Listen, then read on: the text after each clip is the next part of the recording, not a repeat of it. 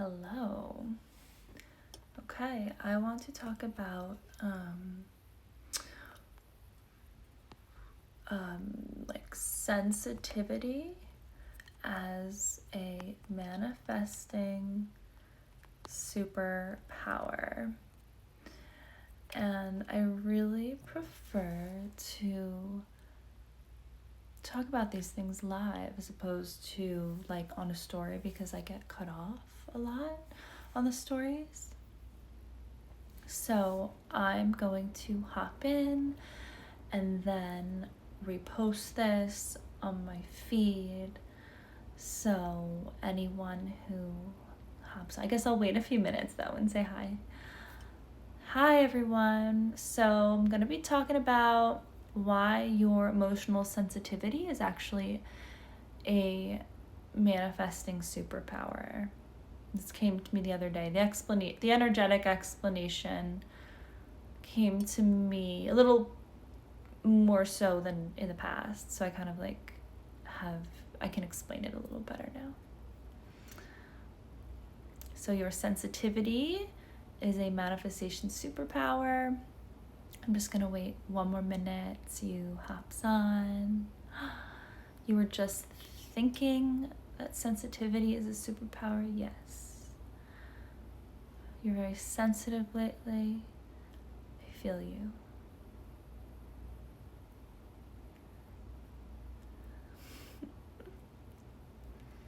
So I hope everyone's, just hanging in there, doing the human thing. It's so funny because I've always told people if I could have one superpower, it would be to be an empath who can take the pain from others.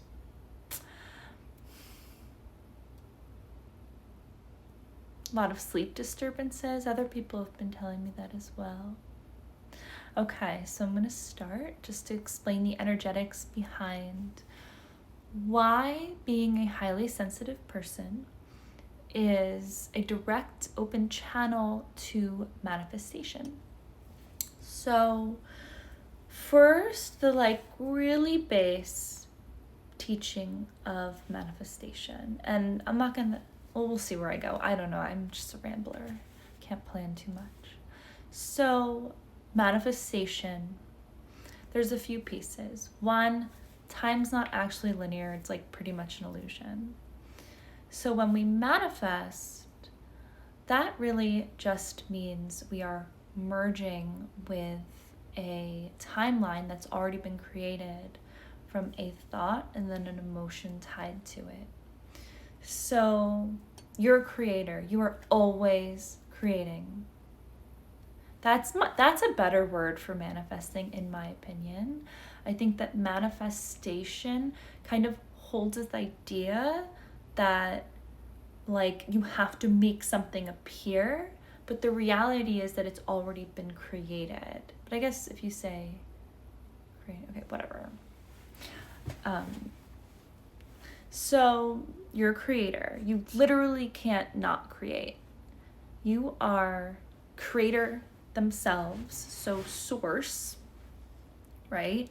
Source energy funneled into something physical. So when this source energy funnels through, you know what, I think my thing's on low. I don't know. I hope it doesn't go off. Anyway. So when source comes through, it gets filtered through your beliefs, etc. And then that's what you typically create from. So how is being a highly sensitive, emotional person a part of this creation system? So manifestation, creation begins with the thought.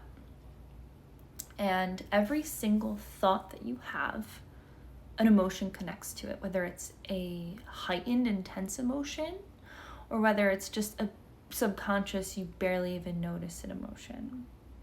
Now, with those two pieces, the thought and the emotion, you create a parallel timeline like that. There's infinite number of parallel timelines that you are experiencing. You're in multiple different densities and dimensions, hence you're a multidimensional being. You're a multidimensional creator. You are a multidimensional manifester every moment, every second. So when you want to consciously create something, aka merge into an intentional timeline, something that you want, you need to have the thought, the desire, and then you need to attach the emotion to it, right? That it's already, you're innately already worthy just because you already exist.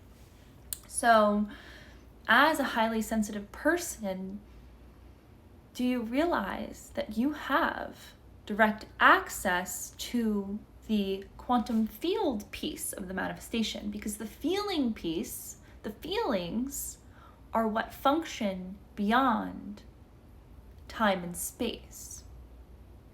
Those are the aspects of creation, the feeling that you attach to the mental thought, the physical construct of reality is the mental thought. It gets attached to the feelings. So you have the time and space piece, the thought, and then you have the quantum piece, which is where manifestation really happens. That's the feeling. So you, as a highly sensitive emotional person, you have a very unique open channel to your emotional guidance system. And that's how things are manifested. I hope that makes sense. Does anyone have any questions that might help me explain it better? Because your emotional guidance system is your compass through the quantum field in relation to your alignment with source and all-knowing, and then the different filters that you have. The filters being limiting beliefs.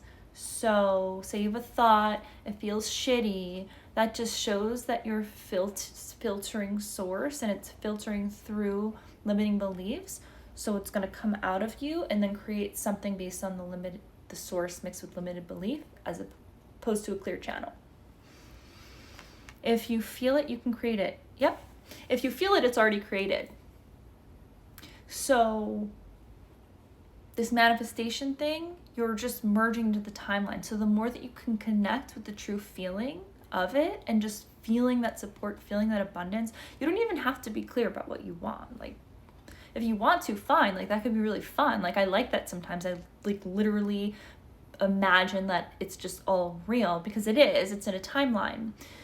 And being a highly sensitive, emotional person, I can tap into that feeling more than most people. And I'm talking to you. I'm preaching to the choir. If you are a highly sensitive, emotional person, you have access to this. Now, yeah, you know what? It's what makes it hard is like the limiting belief stuff. So that's just where that work is. But you already have the gift of being able to feel things really intensely. So once you start training yourself to feel more into the thoughts that you want, then I'm not saying to dismiss the negative feelings. I will never say that. But to understand, whoa, what belief systems do I have that created this painful feeling? How can I navigate that? And even that ability to feel that painful feeling so intensely is a gift. It is an absolute gift because you see people walking around all day not being able to feel the depths of that pain, and that's where the healing is. That pain is a timeline that exists of you functioning in a like limited belief reality, saying, hey, I'm ready for some truth and for some light. So I'm going to bring in a scenario, a situation, a memory, or a person, or whatever that hurts so you can look at it and then integrate what's real. So that is why, as a highly sensitive emotional person, you actually are an open channel into the quantum field through your emotions. The painful part is the limited beliefs and the trauma, the valid trauma. But again, a part of the gift is you feel it so much more intensely than other people. You have a very unique opportunity to integrate these aspects of yourself and merge into a higher frequency timeline. So if you hopped on late, I really do, this is a good one. This is a good one. And I'm glad I got it out of my mouth, because sometimes like it comes through and I'm like, but this is a good one. If you're hopping on like later, definitely worth a listen. So does anyone have any questions? But I don't want to feel so much right now. I loved a person, but didn't get anything back, so I feel drained and leached. I don't want this anymore. Okay, so valid. Sounds like you're heartbroken. Heartbreak's real. Now, we've all had heartbreak. So, distraction's okay. Do you get what I'm saying? Like, you're allowed to distract yourself through some of the pain. B,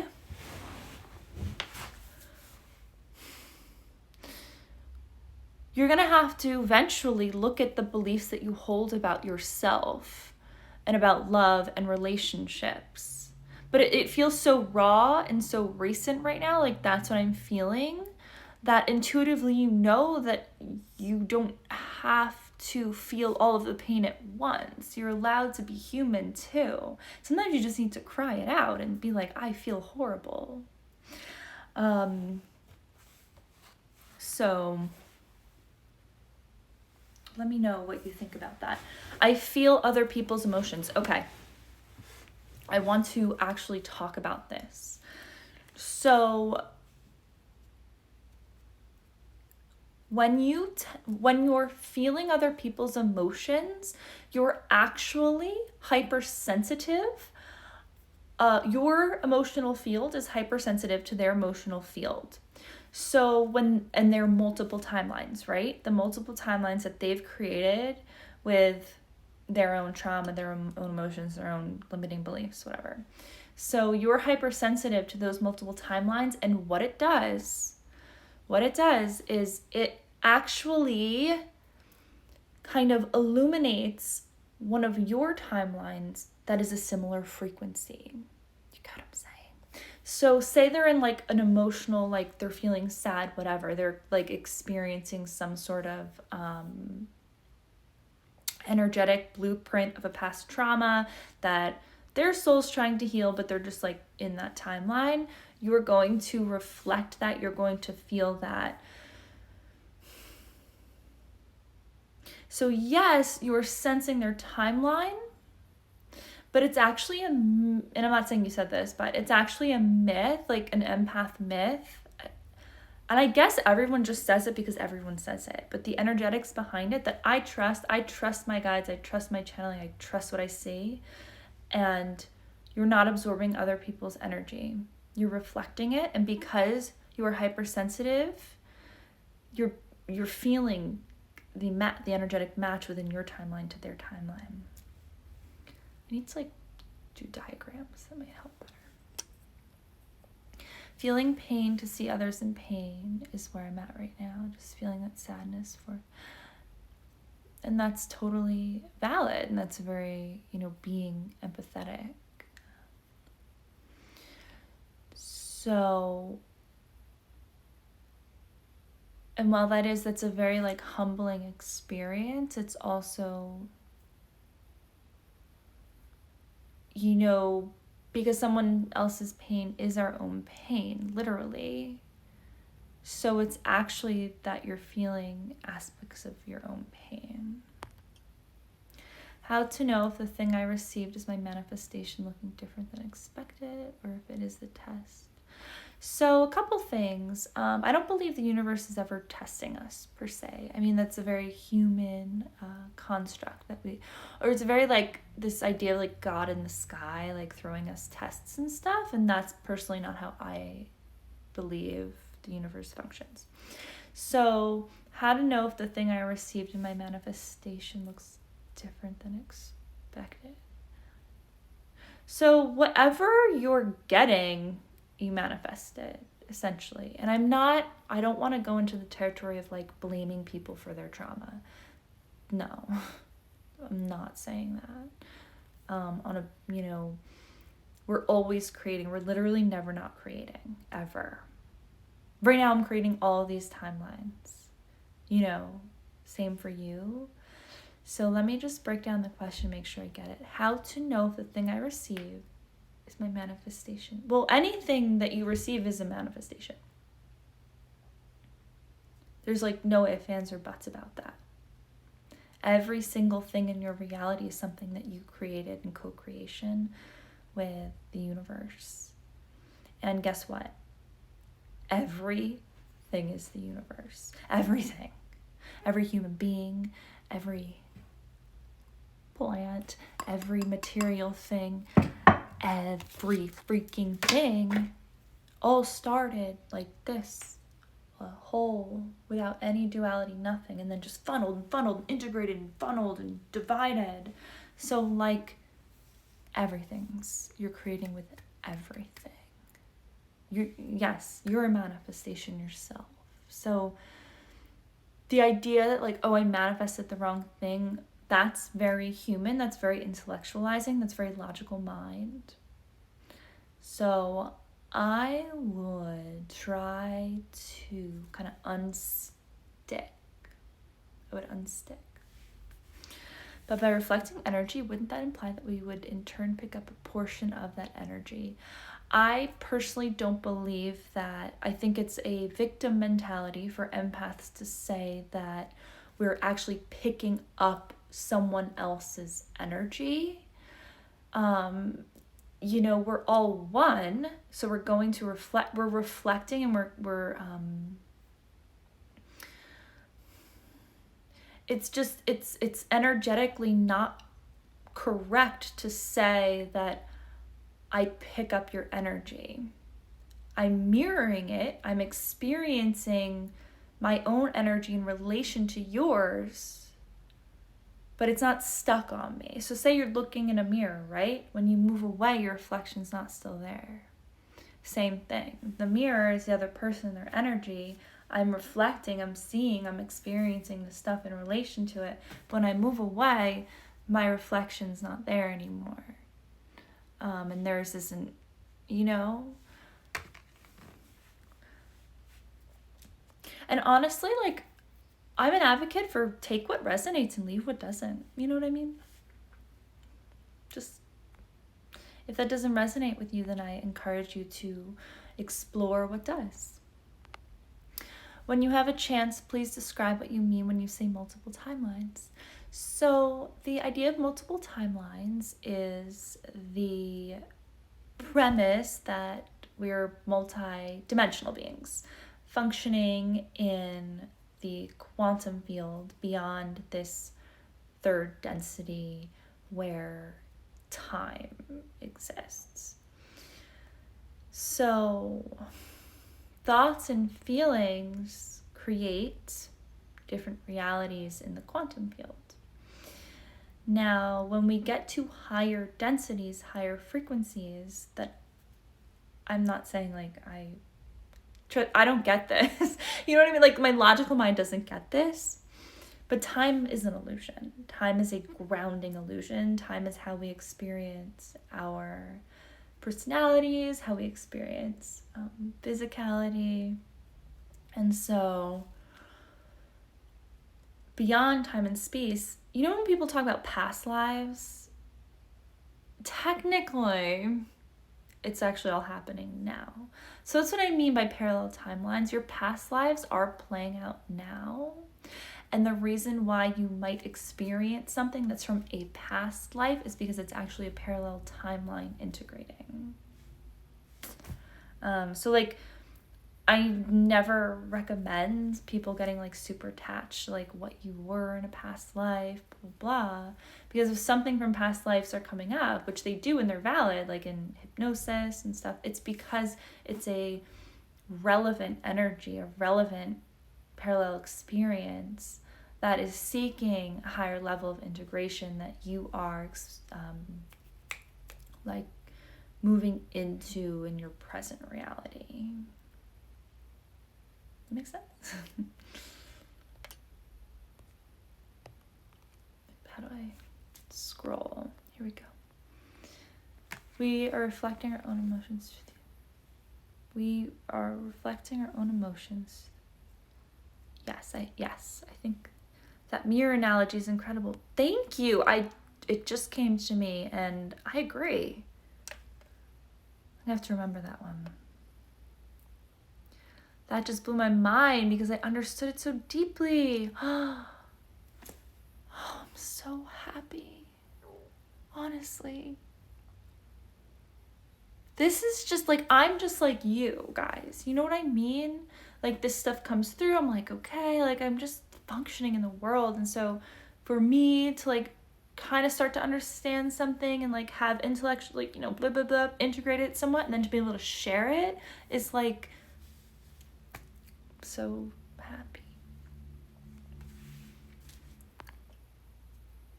Do I know anything about twin flames, twin souls? Sort of, from what I understand, which, you know, it's always going to be limited. I don't think anyone knows everything. From what I understand, a twin soul is like a soul that was fragmented as one. I'm being shown like a funnel, and it like stayed together a lot. Like it was one soul and then just fragmented recently. That's what I'm getting right now. I don't think about this stuff a lot. I think it's an overused term. I think a lot of times it's just an excuse to remain in dysfunction. Sorry. A lot of times people don't realize they can be animals. They can be your pets. A lot of times twin flames come in as pets. It's like a very over sensualized thing to assume that it's going to be a partner. It's definitely a soul where you have a contract with that comes in at like a pivotal, either comes in at a pivotal moment, or very often they pass away or leave, and it changes your life trajectory, but you like chose it to. They save your life by leaving, if you know what I mean.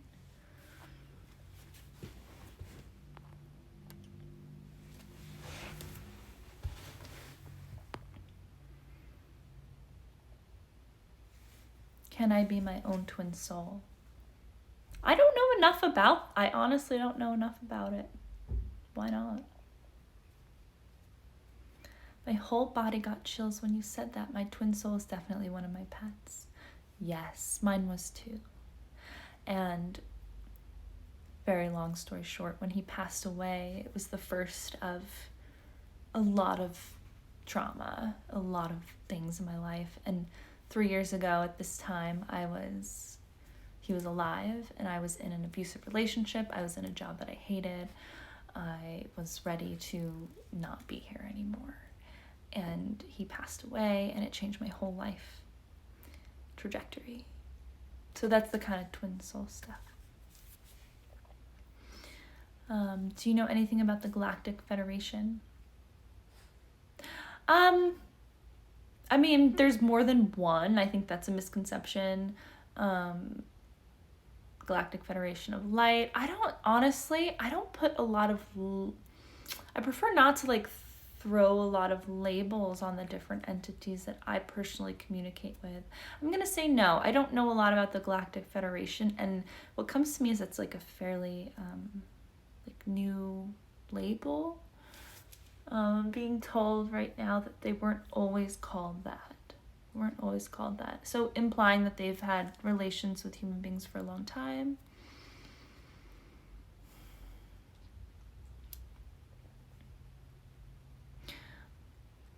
For instance, a few years ago, a group of beings came to me and they called themselves the Council of Light. And I said to my mentor, I was like, who's the Council of Light? She was like, I'm sure there's many Council of Lights. So kind of like going with that. interested in trying to figure out which galactic family I belong to, any tips? My tip is always to let it come to you. Put out the intention, like, okay, I'm ready to resonate with a specific galactic family, and see what names pop up. Look up at the sky, see where you're drawn. That's usually my like baseline tip. We're all essentially connected to a bunch of different ones, but it's true that we have like an actual galactic family, many of us, like a mother, a father, siblings, whatever. On July 10th, I'm doing a guided channeled meditation to meet your galactic family. It's breath work, journaling, and then the channeled meditation. So if you are interested in meeting your galactic family like that, there is a link in my bio, and if you can't make it live, then you get the recording. So, what about integration? Not everything is light and roses, and there are other generities trying to learn to integrate. Absolutely, and I'm a huge talker of that. I am against rainbows and butterflies in a way. Integration is inevitable. The energy tilts just a little bit more positive than negative. Duality has been in existence in our reality since we fragmented. So we don't have to really try to integrate it. We don't have to try to do much at all. It's a natural process. So when something that feels painful or negative or dualistic comes up, find neutrality within that, sit in that.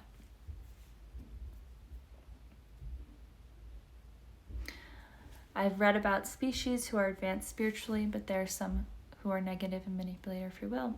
This is true, because duality is real. It affects humans and it affects many different extraterrestrial species and whatnot. So I'm going to hop off, but I'm always going to be back. If you hopped in at the end, I highly recommend listening to it from the beginning, where I did touch on why being an emotional, sensitive person is actually a direct channel into the quantum field and a manifestation superpower.